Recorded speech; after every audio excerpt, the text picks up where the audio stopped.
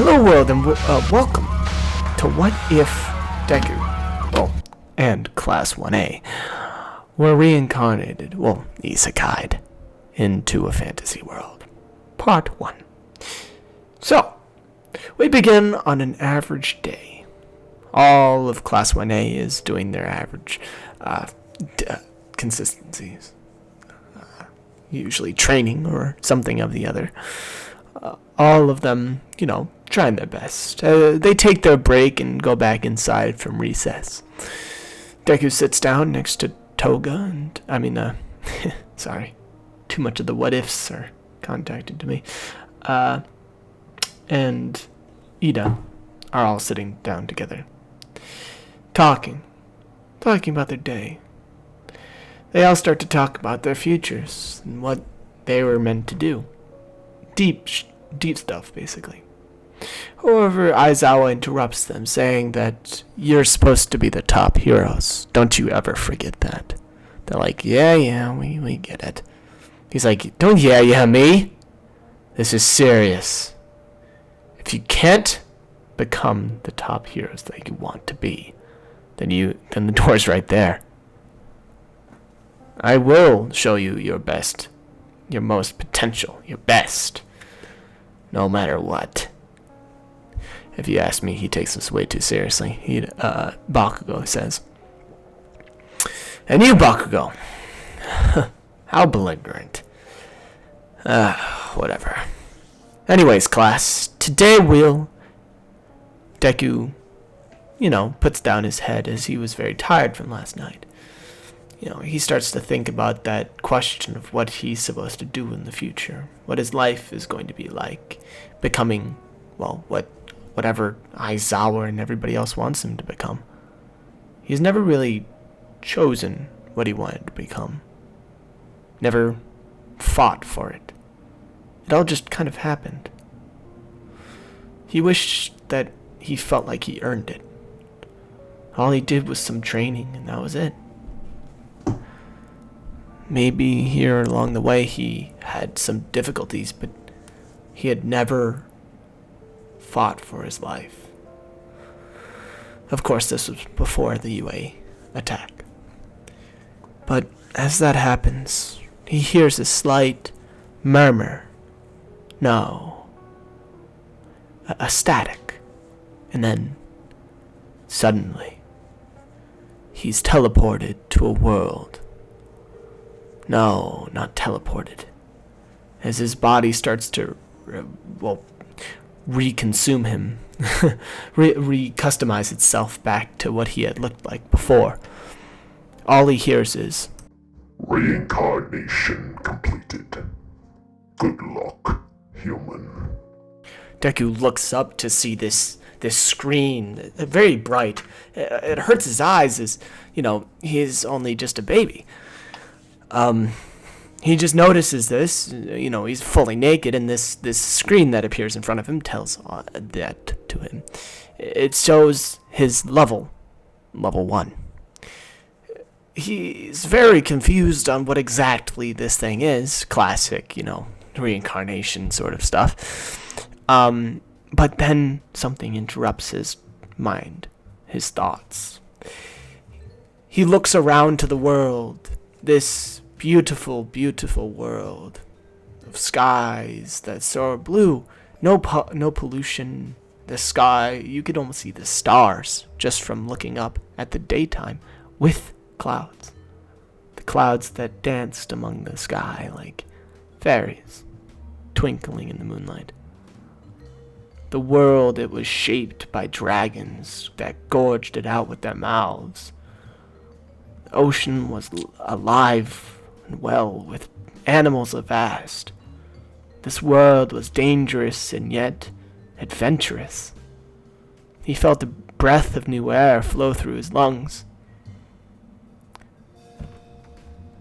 Welcome, my son, to the world of Yggdrasil. Deku just, knocked out of his sort of vision, kind of falls back a little bit, as he had already picked himself up. He already learned how to stand just by admiring the view. She says, I was so proud to just see you wake up. You got up instantly. I didn't even have to do anything. Admiring the view, eh? He says, she switches the conversation very fast. Where are you?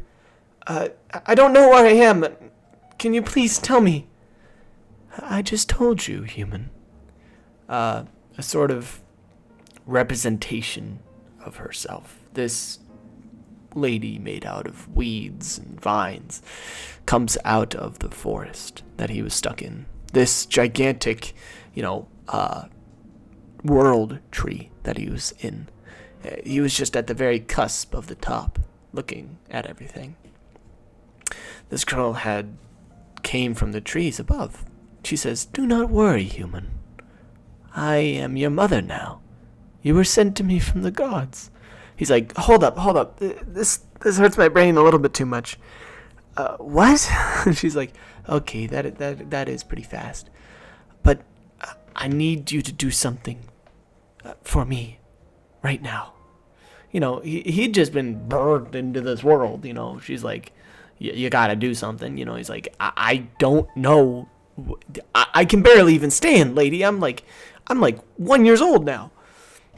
Somehow my age had been increased. And she's like, oh, I did that myself. There's a special power that this labyrinth holds to make somebody age rapidly. Faster than anything outside this world. He says, that's incredible, but still, who are you? What is happening? She says, don't worry, I'll explain within time. Come, rest at the springs. These lush springs that were in front of this mountain, this tree that had, the tree on top of a tree, I know, wild, had this face carved out from the middle of it, with this cracked gem on the top of her head. Who sculpted that? As Deku puts water into his face, he's already age 2, aging rapidly as days go by. They start talking about this world as she informs him about most of the things that are happening in the world. The demons that are tackling humanity through the through the the warp gate, and how her labyrinth is slowly dying. Harder and harder demons are starting to that had lived inside of her for thousands of years, kept locked inside of her. She had sacrificed her body to keep them there, and now her gem of life was failing that kept her alive. So if she was to die, well, these demons inside of her would get outside, and well, you don't want that. There's almost level 100s inside of her. As he asks, well, what are these levels? She says, well, currently you're only level 1. I, however, am almost a level 1000. She says, level 1000? What? She says, don't worry. I'm on your side. I've always loved humanity and all of its beings that inside of it. However, some have been less than hospitable for my kind. However, this world, it welcomes all, and so do I. However, I've always wanted a child. For millennia, I've been wishing to the gods for a child, and that's where you come in. They finally gave me my wish. Deku nods about this and looks back to the water.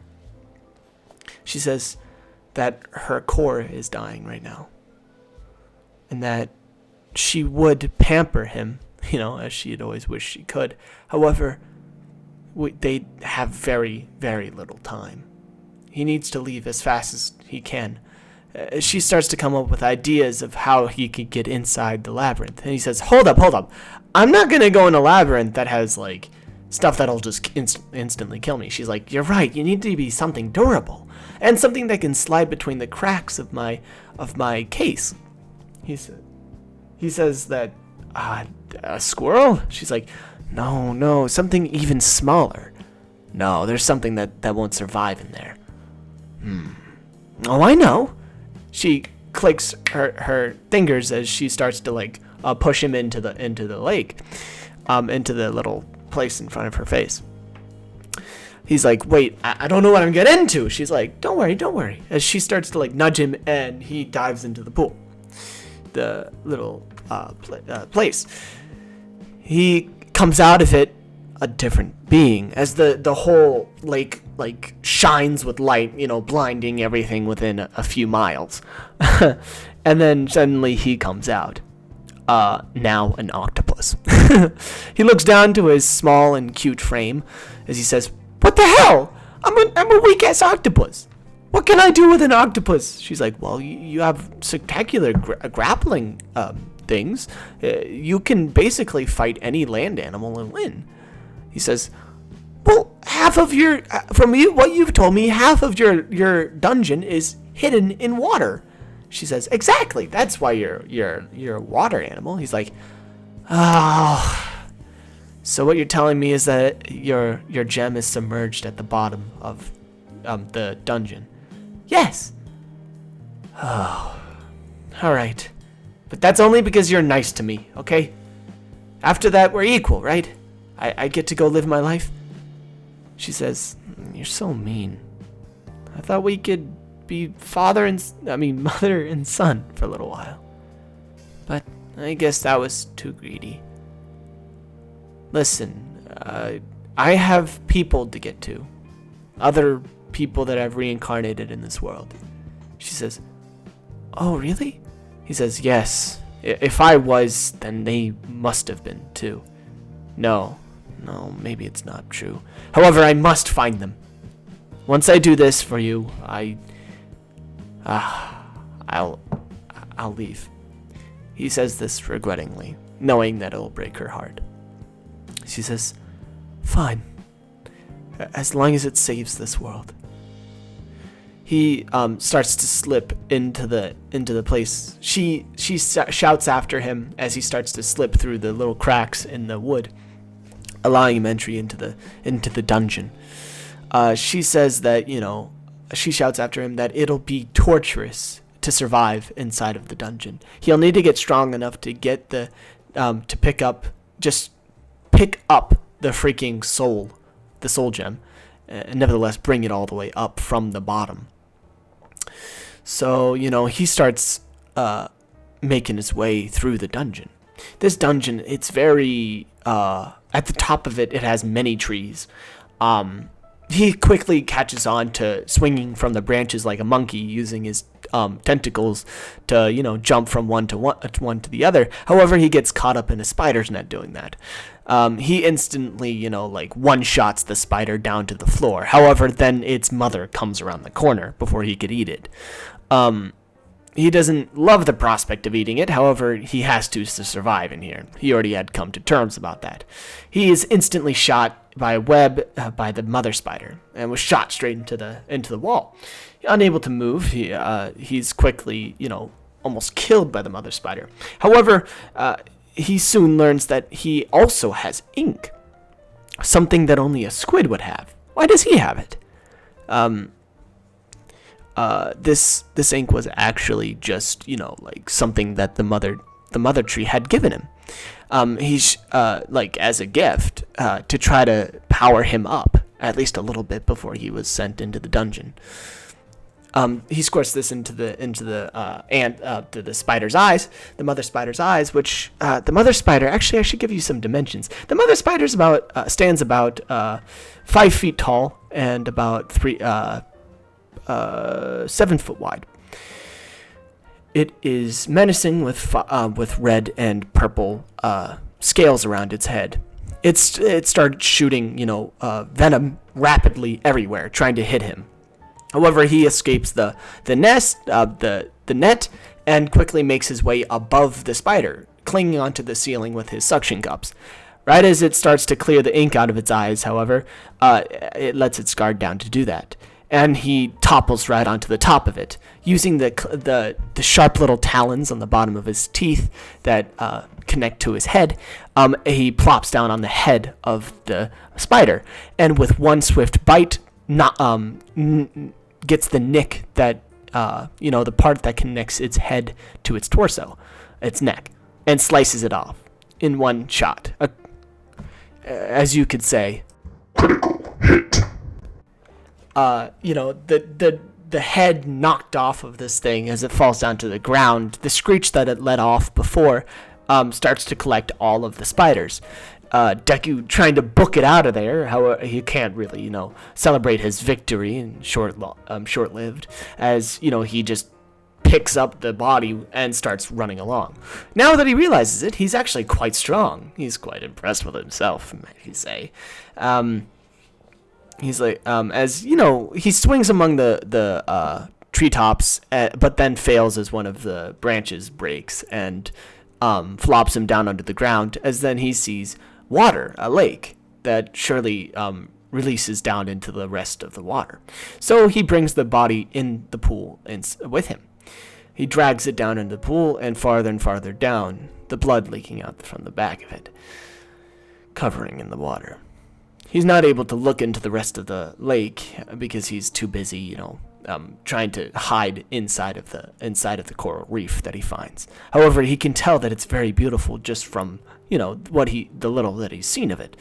He soon hides under a piece of coral and links the body up to a little post under it.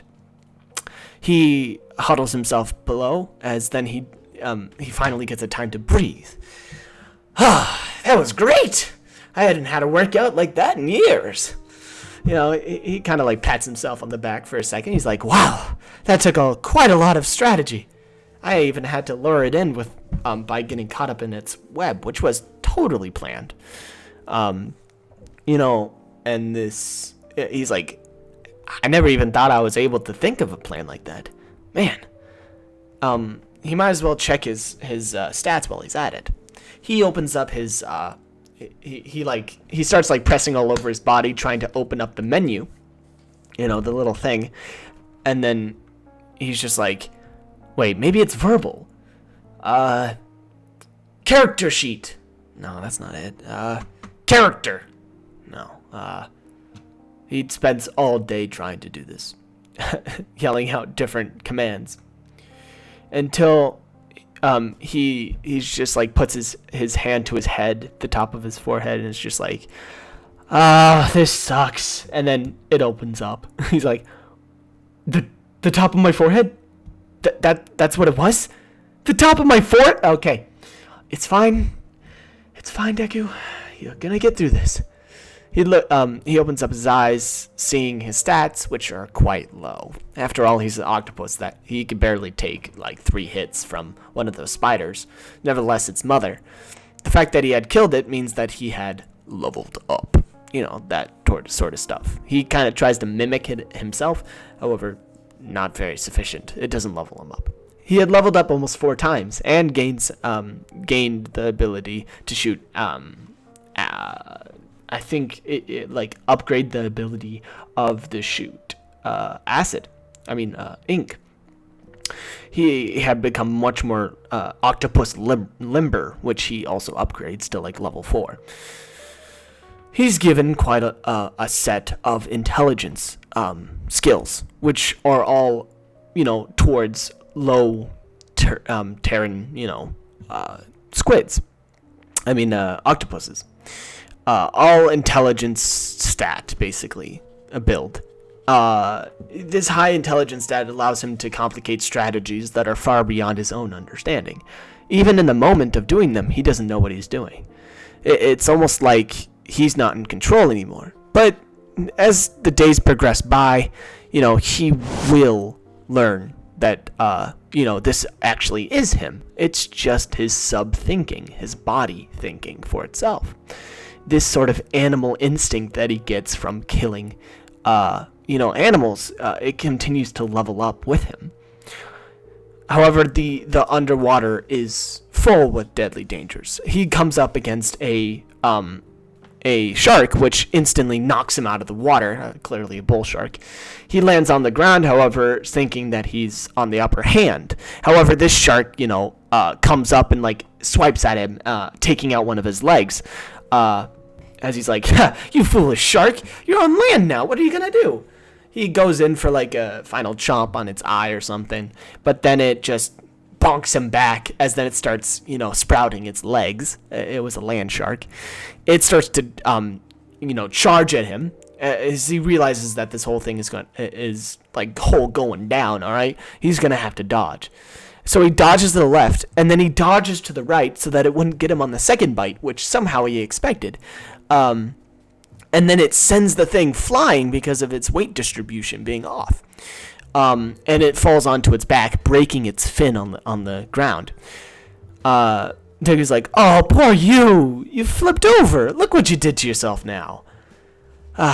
It'd be a sin to not kill you now, because your life is just going to be, well, hell for the next, 50 seconds.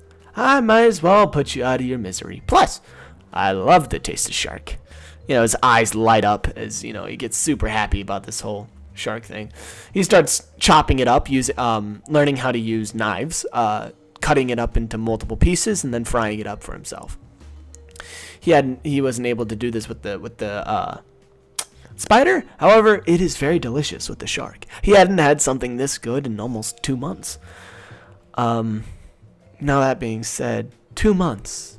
He looks up to see the fake stars inside of the labyrinth. 2 months, eh? He had gotten to level almost 10. He was level 9 at this point. He needed something pretty big to get himself to level 10. After all, he'd been killing for quite a while, just outsmarting the smaller terrain insects here. However, he'll have to take a dive into the deep end in no time. Possibly once he gets to level 10, he'll do that. He just wonders, is everybody else still alive? Or are they in this world with him? Where could they possibly be? We switch over to when everybody's reincarnated. Everybody, and I mean everybody. The whole class. Aizawa, and what's his name? All Might, that's right. All get reincarnated into this reality. Quite surprised by this turn of events. All of them are quite on edge. After all, they're like, "You look totally different," as they're all reincarnated as different people. All of them have their little, start to figure out how to use the menus, and everybody starts to freak out about how exactly they're supposed to be doing anything. However, before they're able to, start bickering again, Aizawa's just like, "Hold up, guys. We got an actual summons from the king." They've all been held up in like this meeting room for a while, and the king greets them with open arms, telling them that they've been waiting for them for quite some time. It's been almost a decade since the demons started attacking. Their numbers are starting to dwindle, very. If you could possibly do us a favor and like level up fast. They're like, "Level up? What does this guy mean?" As he says, "I see. How should I say this? All of you have the ability to level up and gain new skills." As Bakugo's like, "So it's a video game then?" Aizawa kind of like, his eye twitches at this as he says, "If this was all a video game, what was it worth for? Come on, kids, we're going back." The king's like, "No. Real people's lives are at stake here. Don't you understand? Please, don't leave. We'll offer you rewards of gold." Aizawa doesn't even flinch at this. He continues walking. "Women, even a house. Would you like a choice of wife?" And then Aizawa stops and then looks back and is like, "Huh." He bites his lip a little bit as he turns back and is like, "Okay, fine. We'll listen to your demands. I'm here in the interest of my students, after all.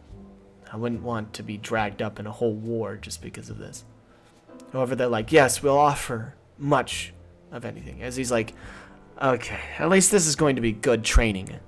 They start to be taught by Aizawa and All Might how to survive in this world. After all, Aizawa and All Might are very much more experienced in this world by this point.